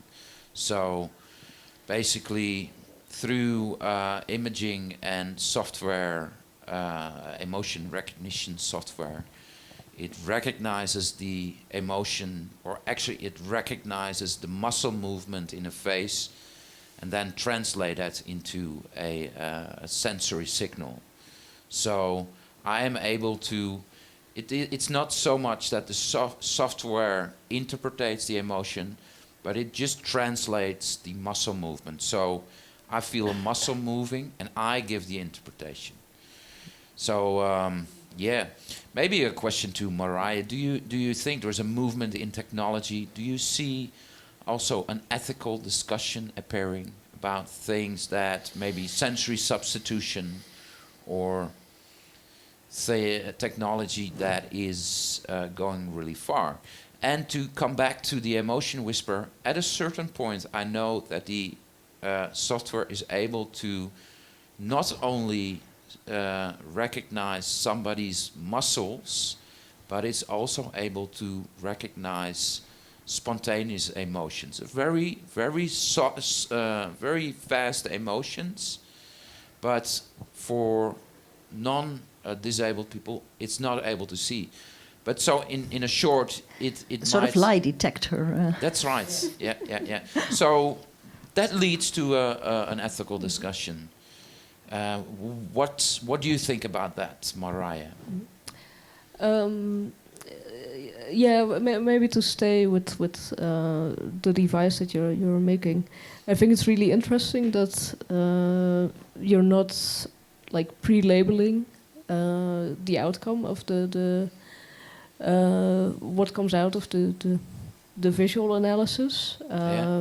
Because I think like emotions are really hard to label. I mean, just thinking of okay, how are people recognizing like each other's emotions, like and how do you label those? How is that even done? Like I have a lot of like serious scientific questions about that, because the way, I mean, people find it difficult to talk about emotions, and there's a set of kind of basic emotions that we have, but usually things are much more sort of in between and vague, and we can't really put them in words. And of course, it's a lot of like what we see or label in facial expressions is influenced by how we see it in the media, how we see it on television, how we see it acted, rather than in everyday real life. So this question, like, and this is, I think, in general, if you look at technologies that use big data and with artificial intelligence, one of the main questions is, but who labels this data? Who is classified? Like, who is providing this training data? Who is labeling these things? Who is deciding what is what? And can you even decide that? Like, things are like, real life isn't as clear cut. Like, one thing is that, the other thing is that. So there's a lot of problems there. I'm now sort of losing where I want to go with this. The ethical. Yeah, I mean that's your statement. Yeah, that is actually the ethical question. Like who makes these choices? Yeah. And well, you can also ask yourself: if it's sensory substitution, if people are able to do something better than, let's say, a non-disabled person. Mm-hmm. How do you look at that? What I mean, that is, I think also the topic that you touched upon. So if you look at sports, like, it's definitely considered cheating. Like, that's why you have like an Olympic Games for abled bodies and for disabled bodies, because the abled people don't want to compete with the disabled because they might have enhancements that makes them faster, or so they don't think it's a fair competition. Which is funny because that's a turning around of the way it was before that the disabled people had to do their own competition because you couldn't take them seriously. And then they started winning, and then everybody thought, what? You can't be in here. No. You're making us look bad. Cheater. So and that's I mean you were already mentioning sort of the bioengineering, like doing pre-selection of who actually gets to have a life, and that's sort of this core like medical problem or medical ethical question of do we make humans better? Or do we make better humans? And that's sort of this. Or are we just filtering out a specific point of view? Are we filtering out really important voices just because their bodies might be different? I think Marije Griffiths, a sociologist at Leeds, he talks about this idea that disabled people could influence society for the better if our voices are heard and the things that we have to say are really positive. He says the worrying thing about this is we've probably only got 30 or 40 years to do it because technology is moving so fast that we won't exist. And those voices will have gone forever because babies will be screened, disabilities will be fixed. And my life experience is much more developed and complex and valid for the experience that I've been through. And if somebody just said to me, I'll take this tablet and it would never happen, then I wouldn't do that. And I think every disabled person I've ever spoken to, if when I've said to them as part of my interviews, if you could wave a magic wand and not be disabled, not one of them would choose to do that because their life is so rich and interesting. And yet we have a medical structure which is very, very keen to delete that from humanity. And that's deeply ethical. Yeah, and that's I mean, I'm just thinking of this unethical right now. Sorry, I'm just sort of extrapolating this thing because the way it's sort of portrayed, like with how the genes work and certain genes cause certain things, and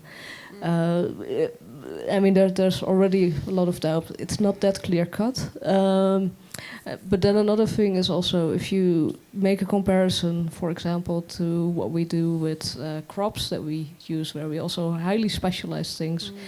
And there's been several cases where, for example, potatoes, we focused on very specific types of potatoes, and then having done so much selection how do you say? In the kind of the breeding of potatoes, they became very susceptible to a particular disease, and they had to find back other types of potatoes and redo that. And if we're talking about humanity, I don't think anyone is going to do this for us. Like if we've weeded all the wrong humans because the other ones are better. I'm doing a lot of like ethics. Then who's gonna find these last few sort of diverse people that we can start anew from? I think that's a very somber way to get into Christmas, isn't it? Happy Christmas! So I think we should round up. Long-lived diversity. That was actually what I was saying. Oh yeah, okay, yeah. Maybe can you? So yeah, I think we need to round up.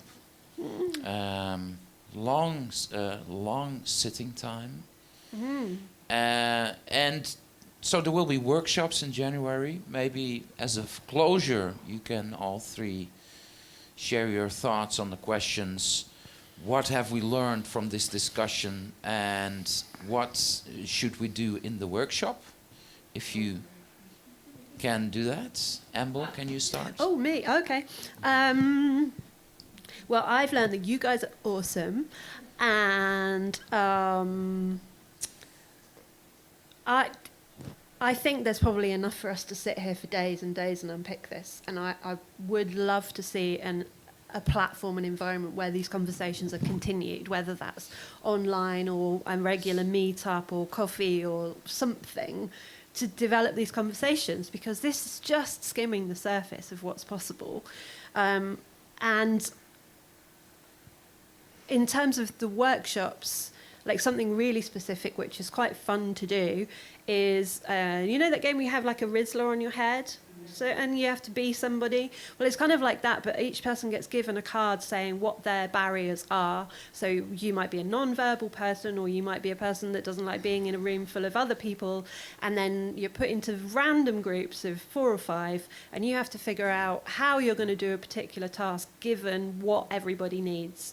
And it just gets you to start thinking about ground-up design, as in you're going to maybe have a concert, but bearing in mind all the cards that you've been given, you can't have a rehearsal at 6 o'clock because this person needs to nap at 6 o'clock, but you can't have it in the afternoon because this person's having therapy in the afternoon. So how do you fix the problem of making something that works for everybody in your group? And that's quite a fun thing to do. So we could maybe do this at Christmas with your families.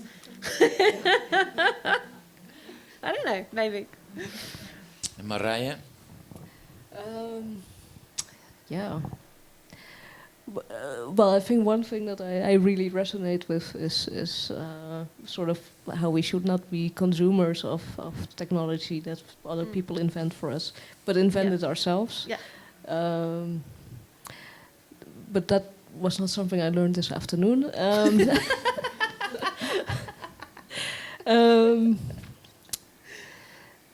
Yeah. I always find it hard to put in words directly. Yeah,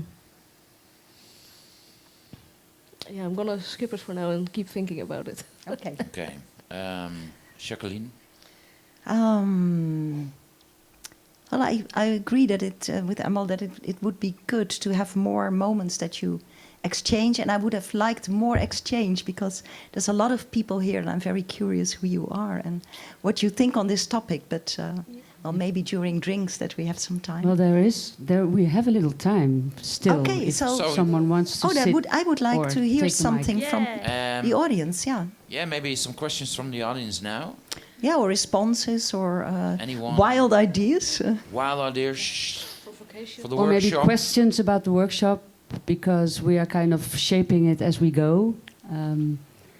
There are 5. I think there are 5 people participating, but there's still space for more. And I think also what we agreed, like with you, Simon and Marije, as workshop leaders, to kind of work from the group that is there, and not immediately start like maniacs designing something, but also like continue this discussion together in the workshop, mostly in the first session, to kind of see like what kind of group are we, what are the needs, what are the ideas, what is the experience already, and yeah, that's basically what I'd like to say as a little additional information. Someone else, Simon? Sorry? Hi, my name is Sophie. Oh. I work for Disability Studies in Nederland, and I was thinking we need the youngest amongst us. We need the kids, I think, to change things. And talking about uneasiness is something very important in schools. So if you are organizing workshops, maybe you could also think about creating something for kids to investigate on dismantling this slash between this and ability, and about talking on uneasiness. And we are all struggling to be able to excel, to overcome things. And for every struggle that is that you have success, there are 2 new ones come. That come up. It's like the Hydra in the fight with Dionysus. So this Hydra is existing for all of us, and certainly for young kids who are struggling in schools to compete. And yeah, so that would maybe a nice thing to investigate with kids. I even think that the source of change lies within in youth and education for youth. If you want to talk about changing awareness. That's when you start at primary school. So I think it's a really good idea to think about children. Yeah, I would even say that's the core element of what we're talking about, of change. Yeah, the only problem is I don't really see many children here present in the audience. But then you can ask yourself, well, how come these children are not here? Yes. And can you do it differently, maybe in a workshop? Because in a workshop you can maybe make space for that. Because it might be interesting as well to do just this tiny research of the people around here. And that is by clicking, so that I can hear it. So how many people are there? Click. That's quite a bit. Who feels man? Who feels woman? Who doesn't feel neither one of them? 0 to 10? No. None. 10 to 20? Just one? Age now, okay. Yeah. 10. Oh, age. Ah. Well, I don't know which numbers you were thinking about. I had no idea what it was about. Yeah. Oh, sorry, yeah, the age. 0 to 10, 10 to 20, 20 to 30, 30 to 40, 40 to 50, 50 to 60, 60 to 70, 70 to 80, 80 to 90, 90 to 100. We've run out. White, non-white. Yeah, I'm not sure if I'm saying the rightful word, but disabled. Yeah, non-disabled. So you get a kind of a profile of the audience, and designers. Designers. Any creative sector. Yeah, it's quite a bit. Yeah. People who can't click.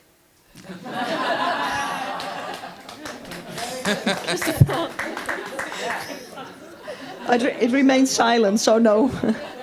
There's also a dog. So are there any more questions? For the workshop or just in general? Comments or...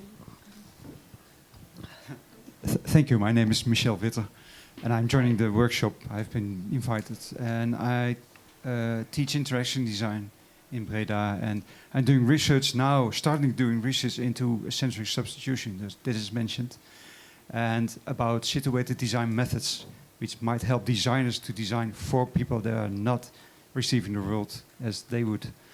So I hope to learn a lot from that. And one of you mentioned that the lived experience should be brought into the design.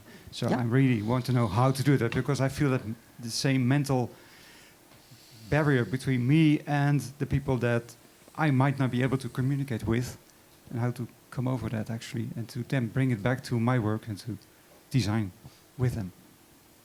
Hopefully there's a space for that in the workshop.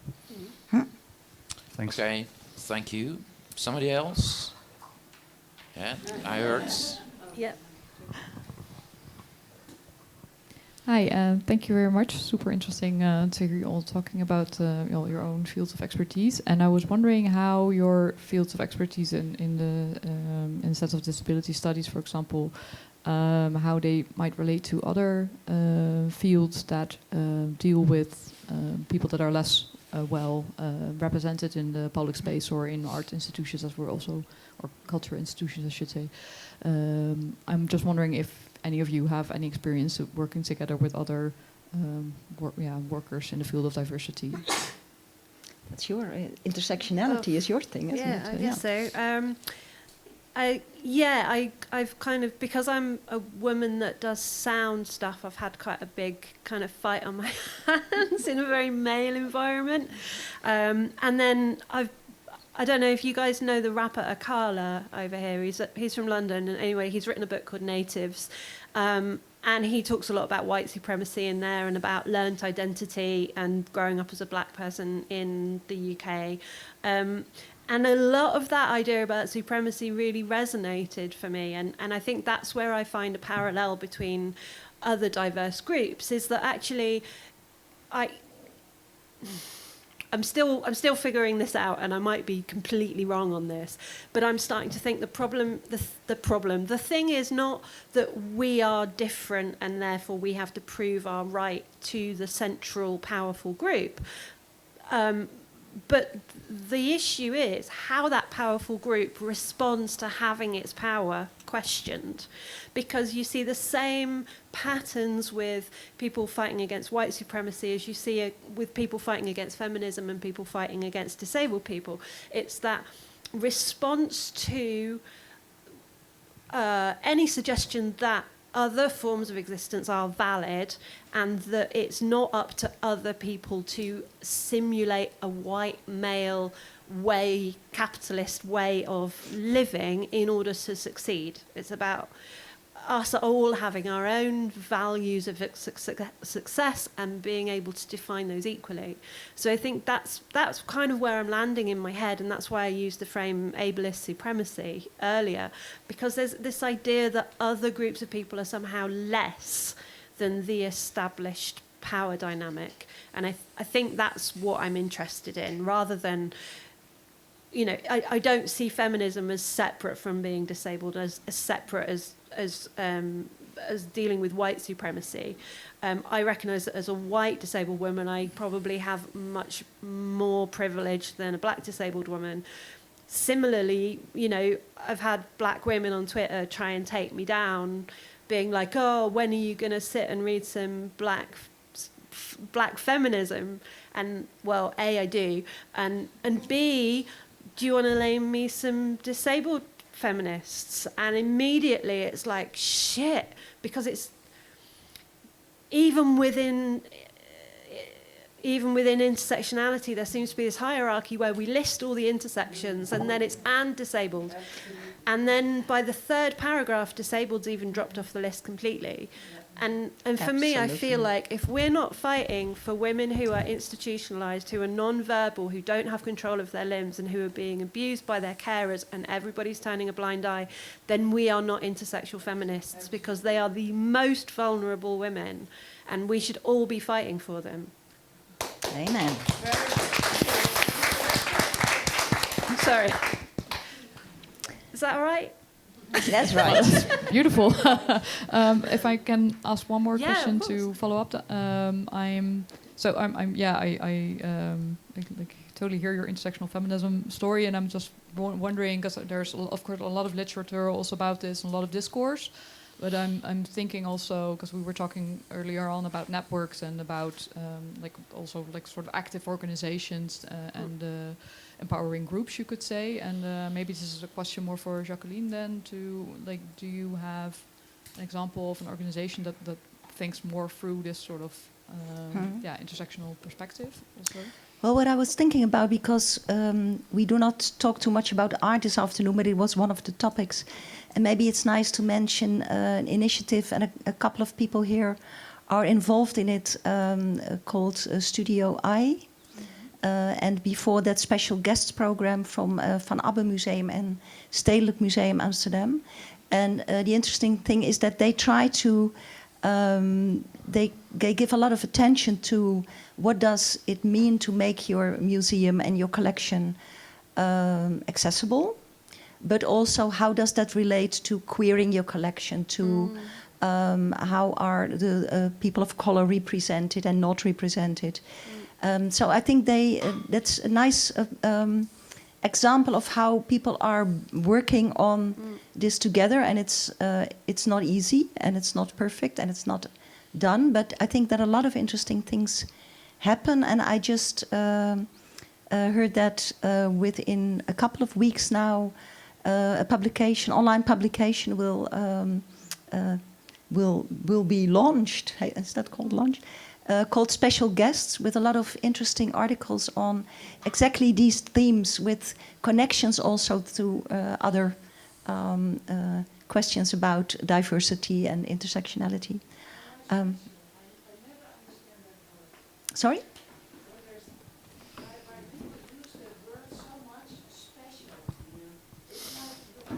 Yeah.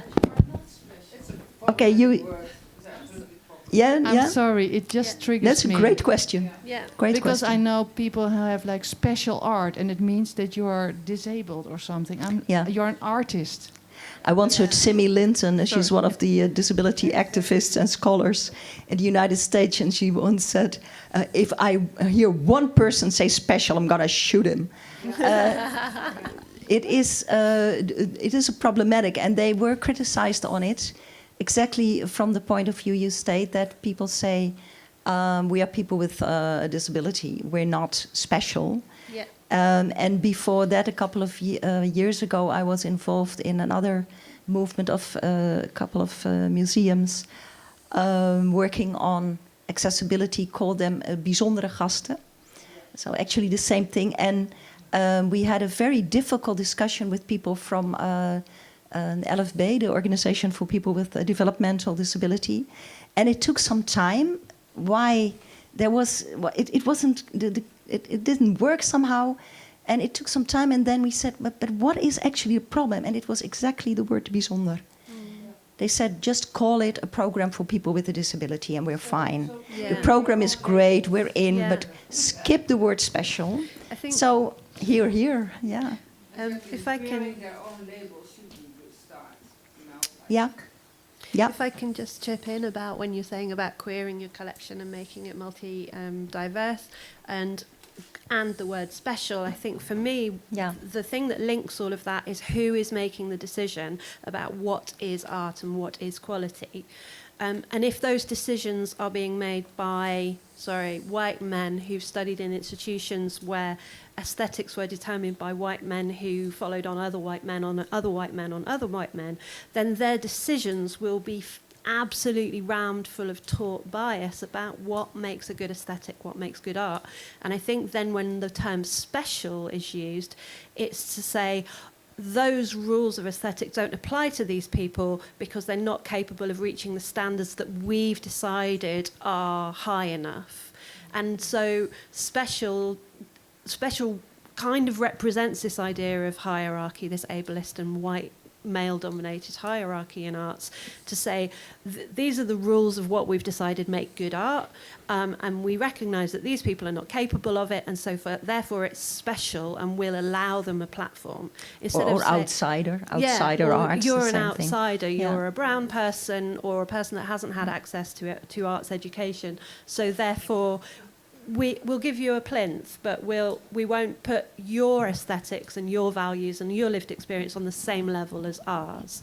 And that's where it comes back to supremacy. For me, that term special is it's like a kind of consolation prize that you can't play our game very well, but well done anyway. You know, it's like... They changed it to Studio I. Maybe that's better now. No. No? Studio I? I don't know. No, I don't know either, but they skipped the word special now. Yeah. I mean, in general, like special needs and Special Olympics and stuff, it's like, how about, these people are living life on their own terms and they made something which is beautiful. Like, we don't need to say it's special just because it doesn't conform to what art school told us. Simon, there are more questions. There are more questions. Before I hand over the mic to the person in the audience, I just wanted to say that Mariette, the lady with the dog hairdressing workplace, has been able to follow the complete discussion. Most of the topics are kind of what she was interested in. She's going to participate in the workshops, and she wants us to know that, if you want to generate change as a person with a disability, is to just start yourself setting up something using the talents that you have, and that's what she did. And so I'm glad she was able to follow the talk, and she's going to join in the series of workshops. Okay, so I'll move to, I think... Victor, I'll just go to that person because she hasn't been yet. Hallo, mijn naam is Elena. Ik ben ervaringsdeskundige binnen Amepoort. En mijn vraag is... ik vind het eigenlijk een heel interessant onderwerp, inclusie. Maar kunnen ook het doelgroep, laat maar zeggen, breder. Dus ook EMB en EMVB, dit doelgroep. Hoe kunnen we dat dan... Kun je eens even uitspellen, die doelgroepen? Ernstig meervoudig beperkt en ernstig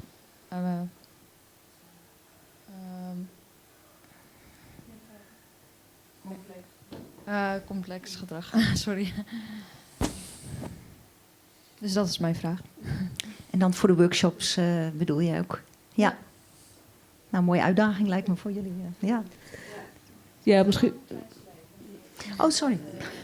It's my fault. I don't speak Dutch. Sorry. It's my fault. Ja, misschien kan ik even... Ik heb het eerste project wat ik liet zien waar ik aan heb gewerkt, dat ging ook om ernstig meervoudig gehandicapte mensen. En ja, ik vond dat was echt een hele bijzondere ervaring om te zien van, ja, wat voor mensen zijn dat? Ja, hoe maak je iets wat voor al die verschillende mensen een waardevol instrument kan zijn? En tegelijkertijd waren daar ook enorme uitdagingen. Aan de ene kant moest het voor die mensen handig in gebruik zijn, maar ook in de zorgcontext. Dus het moest ook binnen ja, de verpleging en de zorg die mensen daar toch vaak nodig hadden. En in het dagelijks leven. Maar er waren ook enorme kansen die we daar zagen. Mooi. Ja. Dankjewel. Het had veel uitdagingen, het project ook. Leuk. Ja. I'm not sure how far we can run out of time. Victor, maybe only if you have a short remark or question. Is that okay with you? Simon, is that okay? One more short remark or question? Yeah? Yeah, it had to do with like the concept of special, and I think that then you also like come back to a sort of market dynamic. Is that on the other hand, sort of you have like, so on the one hand you have sort of certain standards where people with disabilities fall like outside of, or like have the pressure to like conform to the dominant standard. On the other hand, when there's like some focus on a specific voice, then you have always like the risk of something being like exoticized and fetishized in a way that if you label yourself as, for, you know, like an artist or a designer with a specific disability, it will be perceived through a certain lens in like a way that, for example, like somebody with a migration background, it will be perceived through a certain lens, or, you know, like any type of identity, which makes it then even maybe even more difficult to tell a complex story that is true to your own reality than if you do not label yourself as somebody with a specific disability. And there's definitely always that possibility that you get siloed, that suddenly you're a disabled artist, so it's only appropriate for you to make art with other disabled people about being disabled. And you know, you might as well say to a female artist, you can only make work about washing up. It's like it's ridiculous. But yeah, you do get siloed all the time, that, you know, because I'm a disabled composer, I must want to do workshops with disabled kids, and that isn't what I do. I'm not a workshop leader, I'm a composer. But there are assumptions that because of your identity, that must be what you know, the area that you want to go and work in. And I agree with you completely. There's always a tension that you want to explore this field, but you don't want to just get written off into a silo by the non-disabled world as, oh, she's not a real artist, she's a disabled artist. You know, it's like, no, I'm a real artist who happens to also be disabled, you know, and it's difficult to kind of get that across and not to fall into that pot of people who can be ignored because they only talk about disabled stuff. Yeah. It's true, and at the same time, I think that sometimes it's also good to be open about it and to play somehow with it, because by changing things around sometimes, by saying yes, okay, that's the case, but doing something that's not expected, you raise or you change the awareness of people also, and that's what I liked about the movies I started with. Like they do interact with the disability openly, but in a way that changes things around. So maybe we need it both ways. Yeah. Well. Can we go to bed yet? Simon, maybe the last word is for you, because we have to round up. Yeah. You weren't expecting that one. It's a long sitting time. That's for one, but for two, extremely interesting. I think in the end, I might see that as an end conclusion. We try to do 4 topics, but I think with just one of them, we couldn't have discussed that in that 2 hours. And so, and what I mean with that, it is really deep, it's really broad, and it is really particular and nuanced. And yeah, luckily there have been, or there are 3 guests who are immersed within that field, and they have this extreme amount of knowledge concerning this field. So I'd like to thank the 3 guests for their participation, and I'd like to thank the audience for being here, and I'd like to thank IMPAKT for providing the space, and actually this is from IMPAKT. And I'd like to thank the new emergents also for providing the organization. So thank you all. Thank you.